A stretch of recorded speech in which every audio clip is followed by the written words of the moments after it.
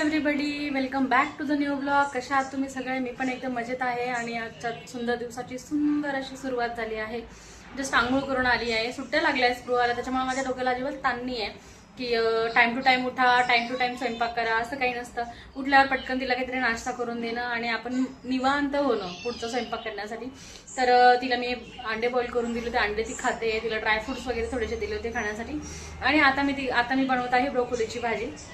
अजून बनली नाही, जस्ट ब्रोकोली थोडीशी बॉईल केली नॉर्मली, बिकॉज आंघोळीला गेली तो पण ती मऊ पडेल म्हणून थोडीशी आणली बॉईल केली. आणि त्याच्यानंतर आता मी तिला कुक करते आणि त्याच्यानंतर बनवेल. आज काल तर चपात्या खाल्ल्या, त्याच्यामुळे मी आज भाकरी बनवणार आहे. चला तर मग काही दिवसाची सुरुवात झाली आहे. व्हिडिओ शेवटपर्यंत बघायला विसरू नका. आणि मी आता बघू पुढे काय काय होते काय काय नाही, तुम्ही बघत राहा शेवटपर्यंत. Till then stay tuned. Hey everybody, तर ही बघा अशी बनवली होती मी ब्रोकोलीची भाजी आणि नागलीची भाकरी.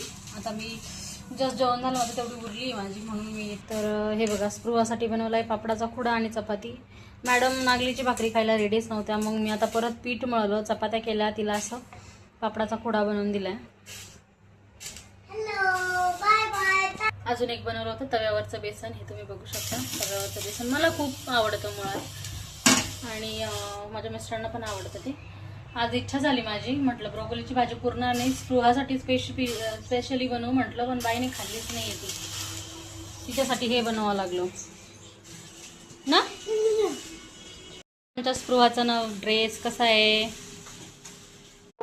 Hey guys. तर हे आहे माझं रात्रीचं जेवण. मी जास्त काही बनवलं नव्हतं, जस्ट बोंबलाची चटणी करून घेतली होती मला, आणि नागलीची भाकरी सकाळचीच